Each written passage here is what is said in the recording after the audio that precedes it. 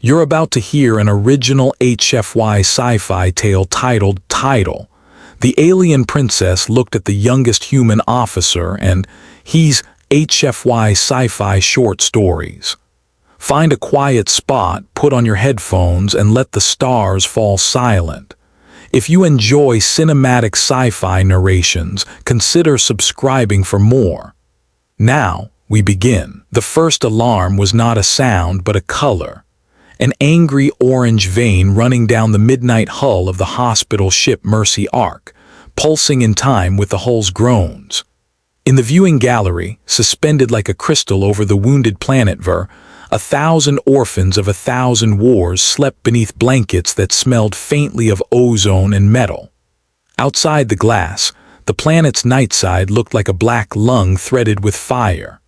Rescue craft, like sparks flicked from a steel, traced shallow arcs across storm-broken clouds, while the Mercy Ark tried to be everywhere at once and never quite managed it. On Deck 17, in a corridor that had been painted the soft green of a remembered forest, the youngest human officer ran. His boots struck the deck with the rhythm of a vow. His name was Elias Mirov, 21 standard, the kind of age the old maps used to call early summer, before the suns turned on people and people turned on themselves. Elias had one stripe on his sleeve and a face the color of long nights in the cockpit, pale beneath freckles, eyes the blue of ball lightning.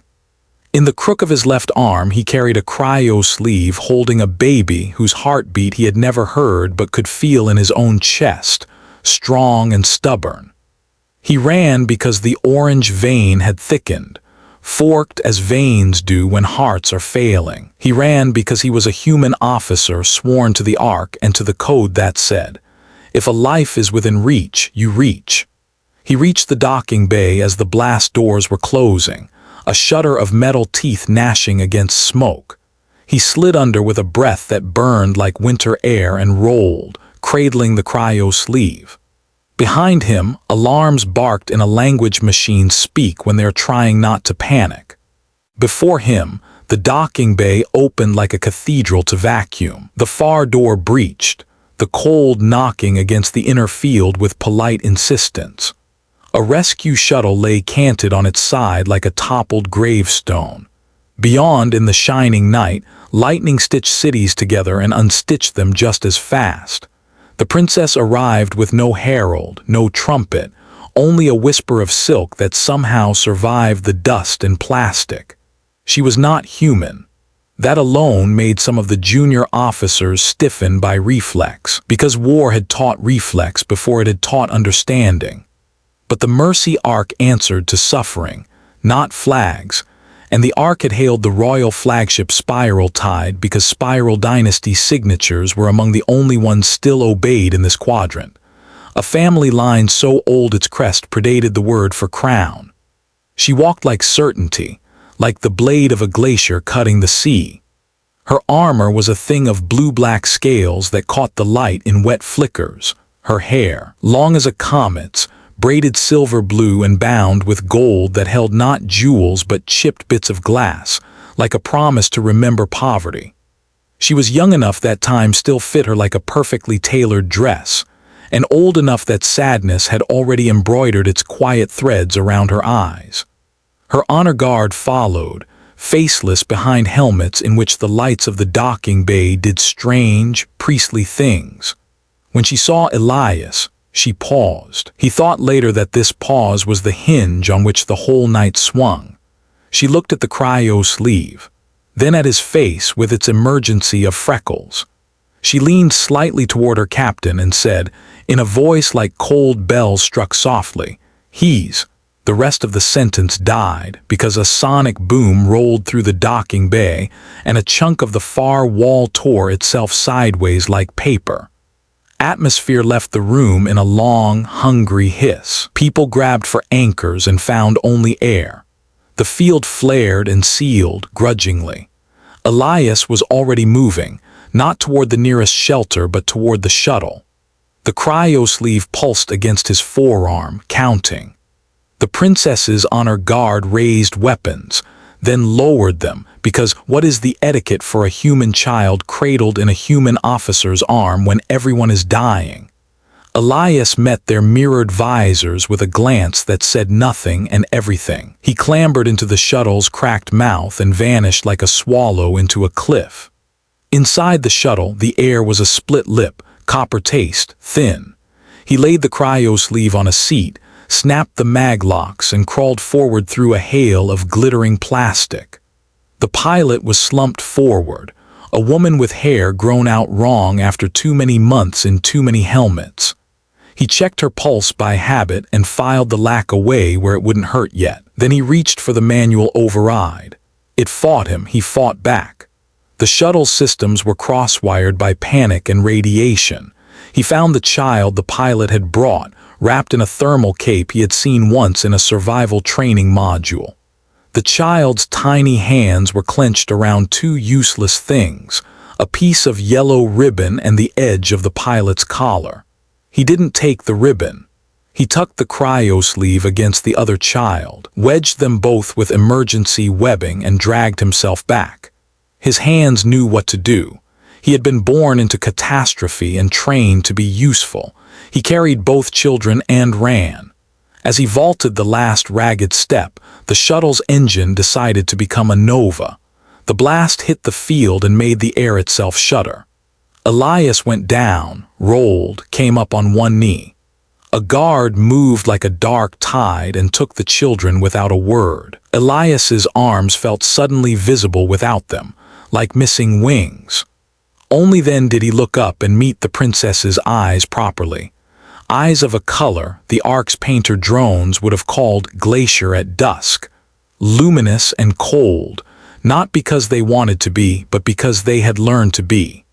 The honor guard formed a ring whose edges were all angles and threat, but within it the princess seemed made of a different geometry. She stepped forward until she stood close enough that he could see the fine, faint pattern of scales at her temples, a shimmer he realized wasn't a trick of light but part of her. "You carried the future as if it were nothing," she said. It was a small sentence that sounded like an oath. Her accent was the slight musical tilt of someone taught to weigh every word. "What is your name?" "Elias," he said, because his mouth worked on its own. He wasn't used to being looked at like that, as if he had done something other than what was in front of him. "Elias Mirov, Officer 17 Deck Mercy Ark." The sentence had the rhythm of forms and checklists. He was grateful for forms and checklists. They were the bones of sense. "Elias Mirov," she repeated. She looked at her captain, who still stood like a statue built to be a wall. "He's a human officer. He is correct."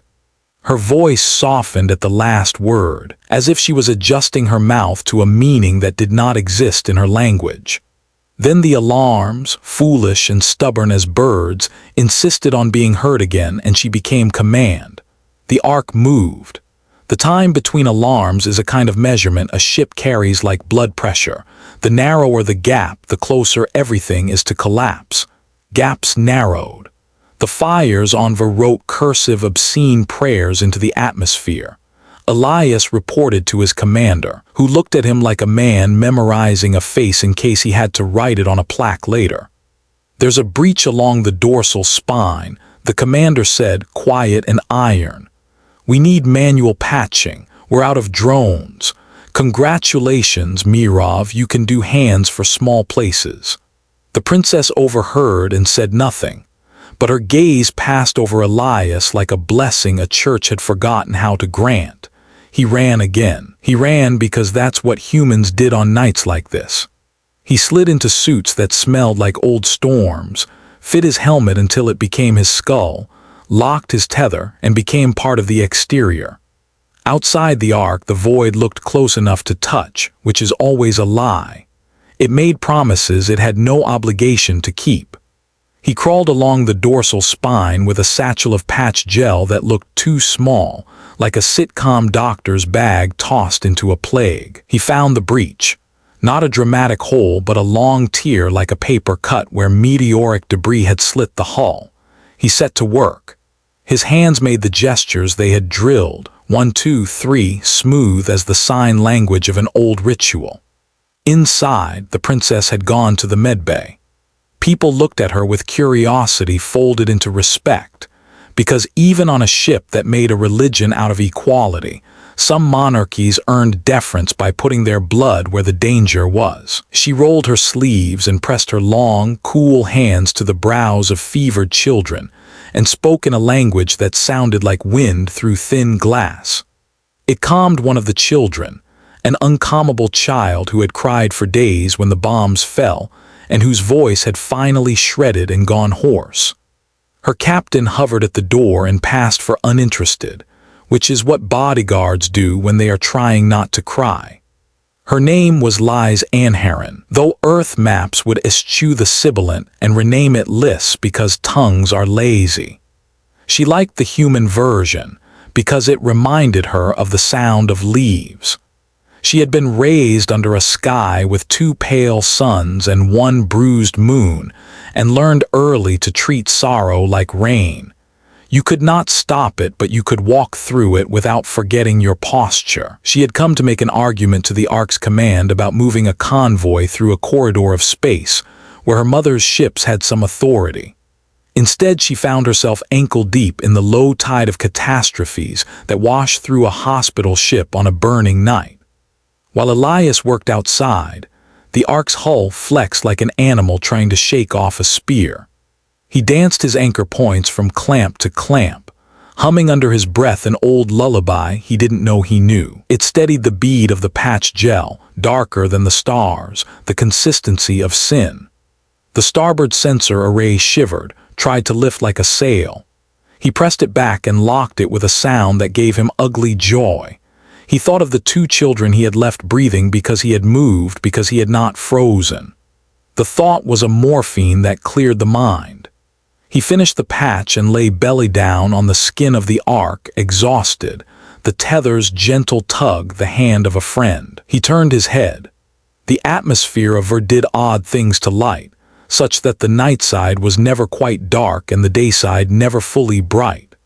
The fires made constellations that would never make it onto star charts.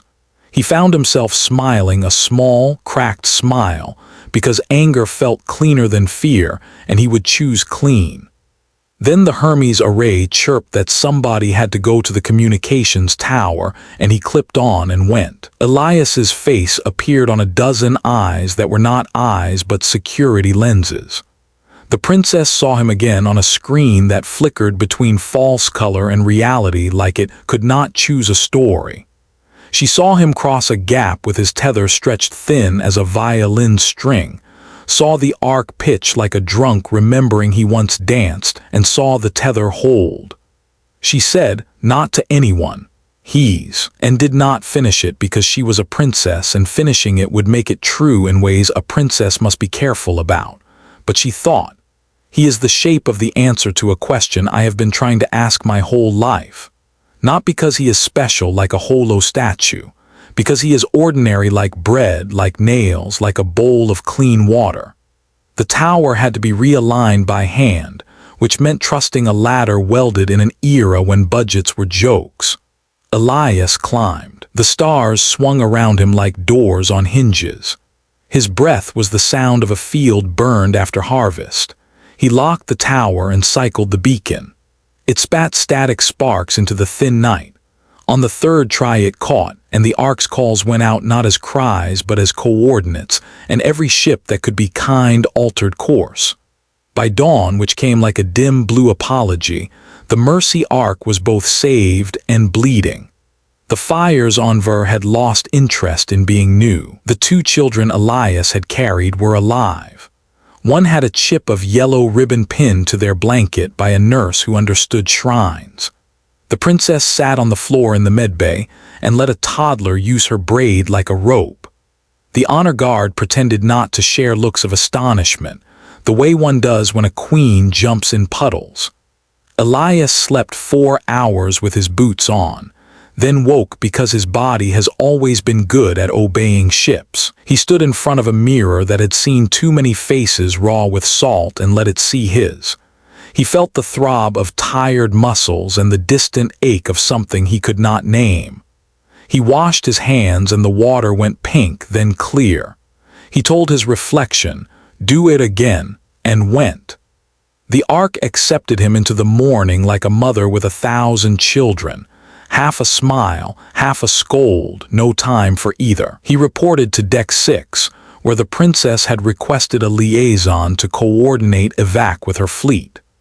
The liaison was him because he was there and he looked awake, and because sometimes fate is a tired officer handing a clipboard to the nearest pair of steady hands. He walked into the command alcove and found the princess standing with her palms on the holo table, as if memorizing the pulse of the ship through touch. For a second the morning slid aside and he saw a young woman trying not to shake. Then the world put its skin back on. "Officer Mirov," she said. Her voice was different here, iron for backing, velvet for public. "You climb quickly." "I was assigned," he said, because accuracy felt like armor. He wanted suddenly to tell her all the names of the dead he had seen on the shuttle, to lay them out like lucky coins, to say, "See what we owed and what we paid." But that is not how command rooms work. He said, "Prin lies." He didn't know if the familiarity was permitted. The word felt like stepping onto ice. It held. "We can thread through the stratospheric debris if our vector is shallow. It will be loud. The Ark can take it. The ground teams are signaling from the east quarter. We can get them up and out before the next storm front." She looked at him like seeing a map she had missed. The corner of her mouth did a thing that wasn't quite a smile. "You sound like a captain," she said. He didn't, not really. He sounded like a mechanic with a poem stuck in his throat. But it was what she needed to hear because it was true in the way that matters. He cared more about the ship than his own performance within it. She nodded to her captain, who transferred a string of authorizations from Spiraltide to Ark Command with the kind of gesture kings once slit throats to perform. The codes braided like DNA, human red with spiral blue, and in the braid there was strength the Ark had not had alone. They launched the day's rescues in waves. Elias became one more small bright stone in a great, patient river. He rode the shuttles often because he was small and quick, and because he had that human thing ships learn to love, the reliable courage that smells like old coffee.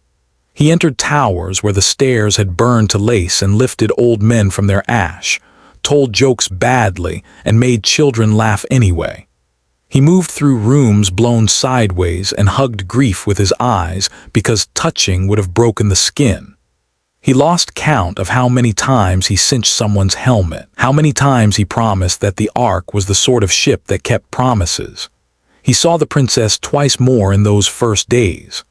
Once on the flight line, hair braided back so tight it taught discipline by example, armor scuffed, a smear of someone else's blood at her jaw. She moved crates like a dockhand, set shoulders, refused a chair, drank water like it was a sacrament. Another time in the galley where steam rose like optimism. She sat with the crew, ate simple soup, listened to a nurse tell a long, ridiculous story about a goat and a meteor. She laughed without making a show of it. People did not look at her, but the room leaned toward her. Elias watched and felt the strange easing in his chest that meant trust. The first night that was not a night because the sky stayed a bruise, the enemy returned. They were not a species so much as a policy. They were the Warlock Combine, a corporate fleet with a flag that looked like a cubist skull. They had not started Ver's civil war, but they had invested in it. And when their side began to lose, they decided the planet should not belong to the victor. They began to erase the evidence of their commerce with fire. The Mercy Ark, by existing, interfered with their inventory. They arrived as a quiet on the sensors that was itself a sound. The captain said, "We are not a warship," with the weary dignity of a man who has already tried this argument with the universe. The Ark steadied on its thrusters and displayed its codes like a pilgrim opening a shirt to show scars. The Warlock ship's engines glowed the color of unkindness. The channel opened with a crackle like frost breaking. A voice came through, smirking. Humanity's charity barges conduct unauthorized interference in corporate theater. Stand down or be decommissioned. The words sounded careful, the way lawyers brush their teeth. Elias stood at the back of the command alcove and felt the thing inside him that hates bullies stand up. The princess did not ask permission to speak. She stepped forward so that the hololights cut blue-white grooves in her cheekbones and said, "Spiral Dynasty flagship Spiraltide recognizes this vessel as sacred ground and places it under royal protection. Fire on the Mercy Ark and declare war on my house." There was a long silence in which the combined calculated profit. War with a dynasty that could trace its name deeper than a ledger line might be inconvenient. On the other hand, the Ark was carrying wounded who could testify in courts. Courts could be very expensive. The combined commander made the mistake every tactician makes when he thinks he knows what humans and their friends will not dare. He decided to make an example. He murmured a command. In orbit, a cruiser's guns lit. The first beam hit the Ark's forward shields and turned them into a sunrise. The Ark shuddered. Nurses fell and rose. The galley spilled 100 bowls of soup and kept ladling. Elias's hands went to straps he could tighten. The princess looked at the light and did not blink. The Ark's captain said, grave and resigned, "Hard evade pattern kilo. We will lose evac capacity." He said it like a father pronouncing sentence on a child he loved. Necessary, unbearable. "Wait," said Elias, too loud because he was too young for caution to override clarity. Heads turned. He hadn't meant to, but now he had.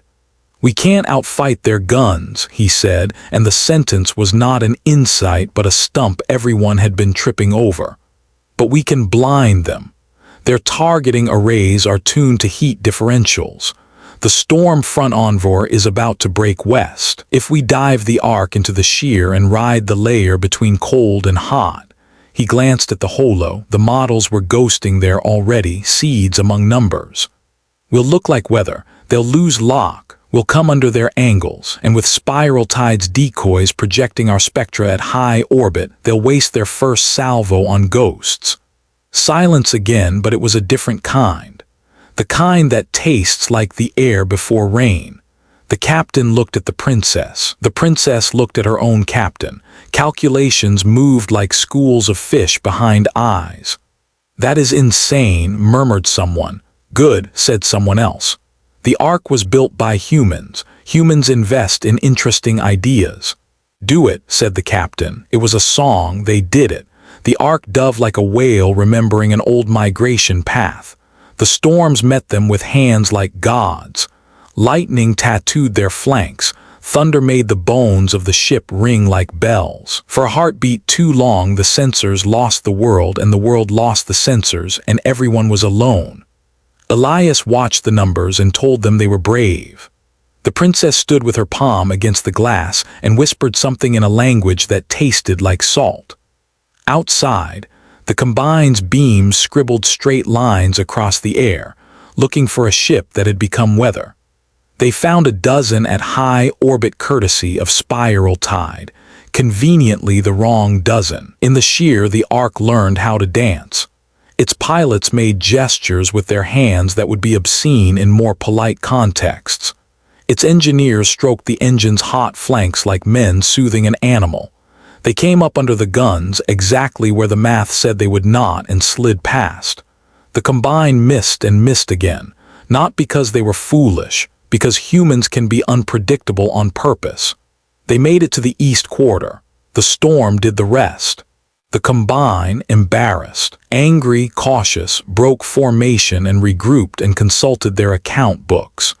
The Ark's captain, whose mouth looked like a knife cut into bread, said, "We will not have that luck twice," which is how leaders tell you to prepare to make luck. The next day the combine tried boarding because when you can't shoot a thing sometimes you decide to step on it. They sent a lance ship with armor polished like litigation. The Ark's Marines, a dozen exhausted men and women who had joined a hospital ship because they wanted to use their hands for something other than killing, loaded their guns and looked at one another with expressions that said, "We will do this, we will hate this, but we will be kind about it." The lance ship drove a spike into the Ark's hull and opened like a mouth. The first thing in was smoke. The second was a row of faceless men whose rifles had fancy names and terrible manners. The Marines held them even at the cost of broken bones, and the honor guard from Spiraltide stood shoulder to shoulder with humans in a ring that looked like the future. The corridor was narrow. Narrow corridors are honest. The math favors bodies willing to stand and not move. Elias was not supposed to be there. He was supposed to be in Nav, doing small miracles with lines of code and the behavior of air. But he had hands. He handed rifles. He moved the wounded besides the hatches, coaxed them into the spaces between crates, told them that there would be soup again, which was a strange promise but the only one he felt safe making. He watched a Marine named Sarai take a hit in the collarbone and keep her feet and fall only when she was sure there was someone to catch her. He watched a spiral guard cover a child with his own armored back. He watched the princess walk down the corridor as if it were a throne room, unarmed yet armored in stubbornness. When the tide turned, it did so because of one small stupid human trick. Elias had an old maintenance pod the size of a coffin, used for crawling inside engines. He keyed it, climbed in, drove it through the vent crawl to the lance ship, and slammed it into the ship's intake with a sound like a metal prayer. The pod became a cork. The lance ship choked, hiccuped, and could not equalize. Its soldiers staggered. The Marines didn't waste the moment. They did not aim at heads. They aimed at hands that held guns. They aimed at knees that were going to kneel on someone else's throat and made sure they didn't. The combine fell back, clattering like cutlery dropped on a tiled floor, banged on their own hatch, retreated in a panic that would become, later, a memo with lines like "gravely unexpected resistance encountered." After, in the quiet you can't afford to enjoy because it makes you feel how tired you are, the princess found Elias. He was sitting against a bulkhead with grease on his nose and a small trembling that only happened after adrenaline left. She sat beside him and offered water. He drank as if it were a lesson. She said, "You saved us." He shrugged because heroes are not in the habit of agreeing with that sentence. "Just made the ship cough," he said, and the smile he gave her was the cracked china kind, mended with gold. "You made the ship cough," she repeated, and in her mouth it became not a joke but a line of a poem about cleverness. She looked at him not as a princess looks at a subject, but as a person looks at the person who has just made her imagine an ending in which everyone lives. She said again as if she had to name him for herself. "He's human." She let the word sit there like a small animal warming itself in the sun. He nodded because he had no holiness for the word beyond the way it felt in his bones. Yes, days bled. The combine tried again in other ways. They jammed frequencies. The Spiraltide made old satellites sing. They poisoned water reservoirs. The Ark's chemists argued the poison into being stupid. They threatened suits against the dynasty in interstellar courts, citing interference. Lies laughed like a knife unsheathed and dared them to bring their case to the old moot in person. In the rare hours when neither could think about smoke, Elias and Lies found themselves in the observation gallery. There was a quiet up there that was not absence but presence of something larger than their grief. They stood without touching and watched Ver's clouds skirl like lost handwriting. "When I was 6, she said once, I lived in a palace where every corridor was a story. I thought if I could learn all the stories I would be safe." Her fingers were twisting the edge of her braid, a human gesture that must have startled her later when she noticed it. "Now I think safety is an illusion that sits at one end of a table while courage sits at the other and they pretend to be cousins." He listened because it felt like guarding something. "When I was 6, he said, A freight ship docked at the orphanage by mistake. The captain let me stand at the window in the loading bay while they transferred fuel. The hum shook my teeth. It was the best thing I had ever felt. I thought if I could stay near that hum, I would belong to something that wouldn't leave. He bumped his shoulder into the glass. The Ark hums like that. Do you want a place that doesn't leave? Her voice was careful. I want a place that stays. People leave. That's physics. But a place can be stubborn. The Ark is stubborn. Humans are stubborn.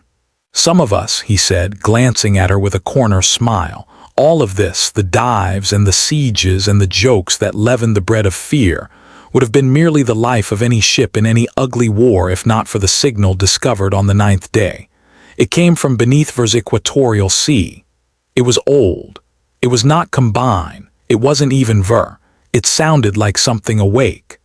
It pulsed in long, somnolent breaths that matched no known form of communication. The Ark scientists, who had been sleeping 2 hours out of 20 because murderers do not pause for curiosity, sat up like dogs hearing a tenor in the night. The princess's eyes went flinty with a different hunger. Her people had legends of old engines turning under the crust of dead worlds. The legacy of builders so far back that time had made a hill over their bones. The Combine heard it too. They pivoted their ships like vultures noticing a new carcass. Their move was swift. The board had changed. They did not want the Ark's testimony now. They wanted whatever lay under the equator. They began the math of salvage and the music of proprietary law and said words like fiduciary while their engines brightened. The Ark's captain knew that language and called it wicked. We cannot let them wake whatever sleeps, he said, and the room went colder. Even religion will consult science in the face of a myth. The scientists said carefully that waking older things rarely goes well, that they might not have the right lullaby, that some stones lay on graves, not gardens. There were 3 possible paths. 1, run. But the Ark had more wounded now than it could carry at speed, and running leaves the slow to be cut down. 2, fight. But fighting would decimate them and there would be no one left to bear witness. 3, trick. Humans rarely choose one when they can choose 3. The plan that came to be called the Glass Crown was born standing at the holo table when the galaxy smelled like rain. Elias laid it out like weaver's thread. We cannot stop them from diving, but we can make them waste their time on a phantasm while we go to the real place. He pointed to the glove of currents around the equator. There's a blind spot here where the thermal layers fold like a fan. If Spiraltide's decoys become a swarm here, while the Ark loops west as the herd flees east, their sensors will chase the wrong flock. We go under them, not deep. Deep is for people born to pressure. We go just enough to become a rumor. We seed nav mines not to kill but to ride a fence. We delay. We hold the Combine here until the storm cycle flips and the sea grounds their boats on sand they thought was water. And we do it quietly. No declarations, no battles won. Just stubbornness. You would make the sea your ally, the princess said, because to her this was a sacrament. I would ask the sea politely not to drown us and to drown them just a little. The Ark's captain, who had spent 30 years on ships arguing with bodies of water, smiled the smile of a scribe who finally sees where the sentence was going. Do it, he said for the second time when the room had gone bent toward hope.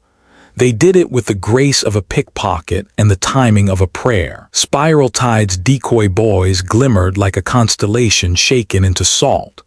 The Combine's drones dove in that direction like gulls chasing bread. The Ark slid low and hummed to herself in long vowels.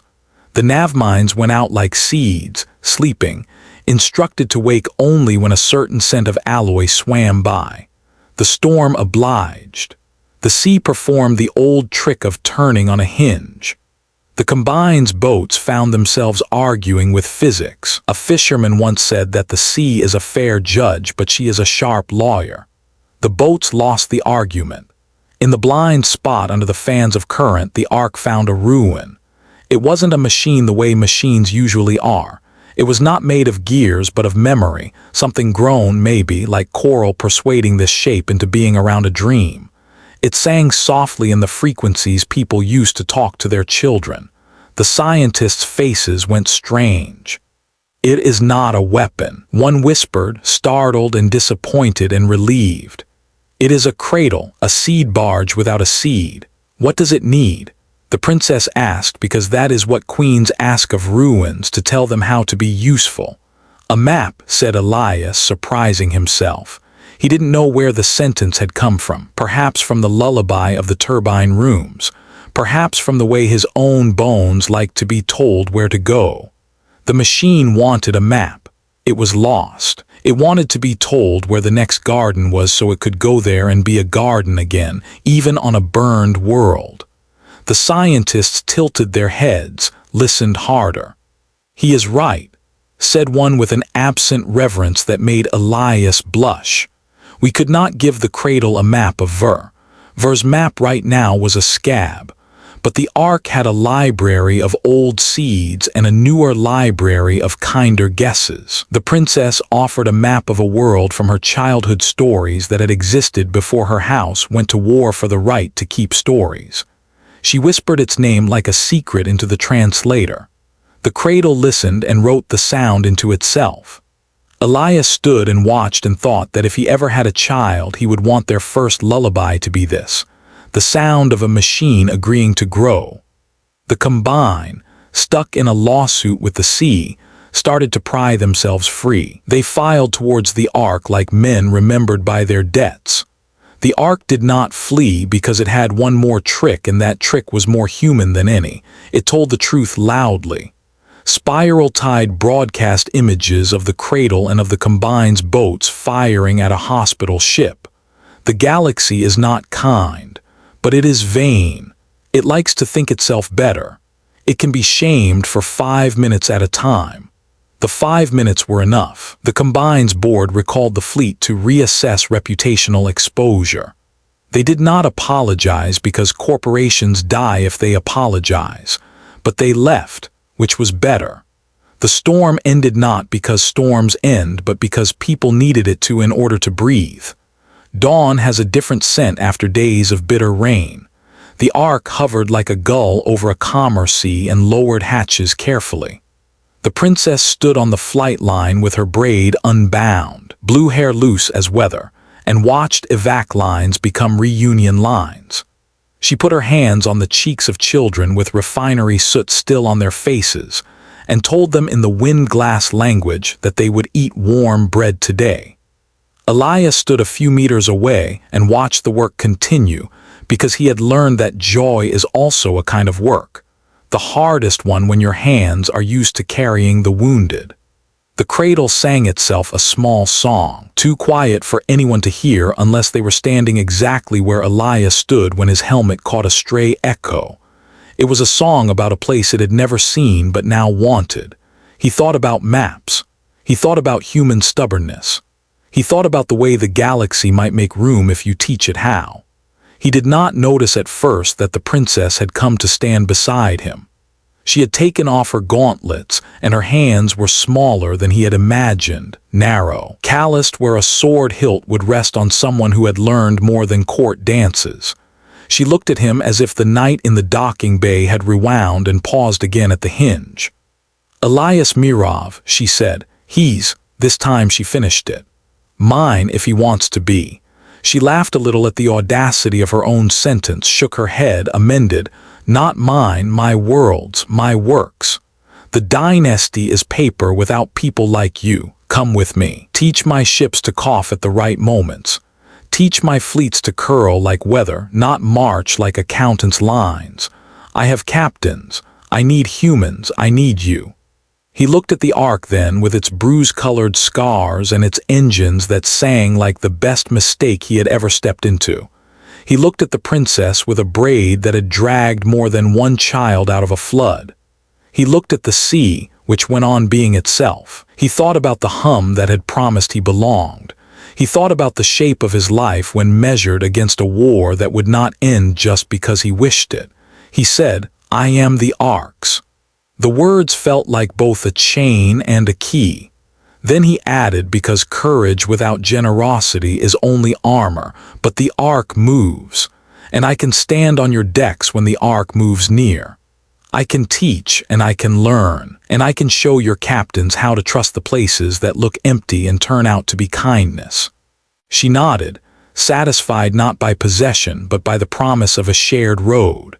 "Then I will build my routes around your stubborn ship," she said, "and when you are far, I will remember that you are in the world, and the world will be better because of it." The weeks that followed were called the season of small boats by the people of Ver, long after they had the luxury of naming seasons again. The Ark ferried not just the injured and the young, but also seed cases and data seeds and cooks who knew how to feed 1,000 on 100. The Spiraltide stood escort, sometimes flashing its pretty guns in a way that dissuaded quarrels, more often using its pretty codes to make point-of-sale systems forgive debt long enough for a family to buy a bag of flour. The Combine posted billboards in the sky that said they had always cared about the people of Ver. Crows laughed. The cradle went to sleep again, taking the new map with it, pressing it into itself. It would wake when the galaxy was kinder, or when some child like Elias walked into its voice and told it quietly to wake. Elias did not become famous. Fame is a story ships tell themselves when they want to forget how often they almost broke. He became the officer ships asked for when the night looked like trouble. He became the voice a child trusted when the sirens lied. He became the person who could say in a calm tone of voice, "Hold tight," and make a deck full of people believe him. The princess did not become a saint. Saints do not curse in 4 languages when a pallet slips and cracks their shin. She became a queen in the older sense of the word, the woman who stands in the doorway when it rains to make sure her people get in first. They met in ports like promises. They drank tea that tasted like old roots and sea salt and swapped stories of the stupidities of courage. They learned each other's humor. Hers was dry, stone quiet. His was quick, light as a wrench tossed in a good arc. If they loved one another, it was in the way blacksmiths love the fire that eats their skin and gives their days meaning. But it was not a love that asked anything except that the other continue to exist. On the day the Combine came back with lawyers instead of guns, the Ark was anchored to a city that still leaned like a drunk, and Elias was teaching a classroom full of teenagers how to pack an evac bag so a stranger could find their life and carry it. The lawyers wore suits whose fabric had learned arrogance at a molecular level. They handed the princess documents that could suffocate a world. She read with a slight smile, as if tracing a child's drawing of a wolf, and trying to keep the child's feelings intact while telling them that wolves are not that shape. She handed the papers to Elias. He looked them through as if they were a hull with rivets that needed tightening, and handed them to the Ark's captain, who slotted them into the recycler without changing his face. The Combine protested until the court of public assumption ruled decisively in favor of people who had fed children. The princess won without raising a voice. When the Combine tried to appeal to principals about interference, the principals replied with one of those sentences that civilizations chisel into door lintels. Institutions exist to serve lives, not profits. It was not always true afterward, but it was true that day, and it mattered. The war on Ver staggered to an end not with an armistice but with exhaustion. People who had hated one another found they could not afford the weight of hatred any longer and set it down like a pack in the dust. The Ark turned its bow outward because there are always other storms. The Spiraltide went with it, sewing a bright thread through the dark. Elias and the princess stood once more in the observation gallery as the planet rolled like a slow coin beneath. It was midnight there, true midnight, the city lights thinning back toward normal. The stars were clear. He said, "What do you think the cradle will grow?" She said, "The map was of a world with small yellow flowers that smell like soft bread. I think it will grow comfort." She looked sideways. "And you?" "A place that hums," he said. "Then we have done enough for now." He did not argue. He had learned that rest is not surrender. He had learned that a human officer with grease on his nose and a princess with glass bell voice could change the angle at which a ship fell through a dangerous sky. He had learned that the thing that survives a war is not the gun, but the hands that learn to hold without hurting. The arc lifted. Ver dwindled. The galaxy rolled out its map of stars like a challenge and an embrace. Somewhere a child breathed who would not have breathed, and somewhere else a ship coughed at the right moment and saved 100. On the day he left Ver, the princess looked at the youngest human officer as though they stood again in the docking bay, the hinge of night held open by a breath. She did not say the beginning of the sentence anymore. She finished it the way she always had in her head, without words. He was human, and that was enough. The Mercy Ark slid between stars like a stubborn thought. The Spiraltide kept pace. Their wakes laced the dark. People on worlds whose names neither of them would ever learn looked up and saw those wakes and felt, inexplicably, better. On a monitor in the Ark's medbay, the baby from the cryo sleeve yawned and clenched a fist around a ribbon of yellow. In a classroom, Sarai showed teenagers how to splint a wrist, her voice gentle.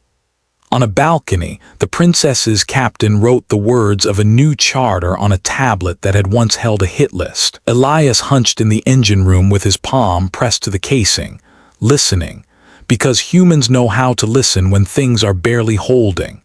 He heard the hum and heard in it the lullaby of a cradle that would not wake for centuries, and the laughter of cooks and the quiet of the observation gallery. He thought the word endure, and the ship answered not with a word but with the steady, unglamorous fact of motion. He smiled. Later, when the captain asked for a report, he would say, "She'll hold," and that would be enough. They threaded an old debris field, ghosted a black reef where a forgotten battle had laid down bones. The Combine waited somewhere ahead because fools and greed will always be ahead. But so were children and soups and storm lines and maps. So were hands that had learned to reach. And that day the galaxy learned humanity doesn't conquer, it endures. Headphone, if you enjoyed this story, make sure to like, share, and subscribe to the channel for more epic HFY sci-fi tales. Until next time, stay human, stay unbroken.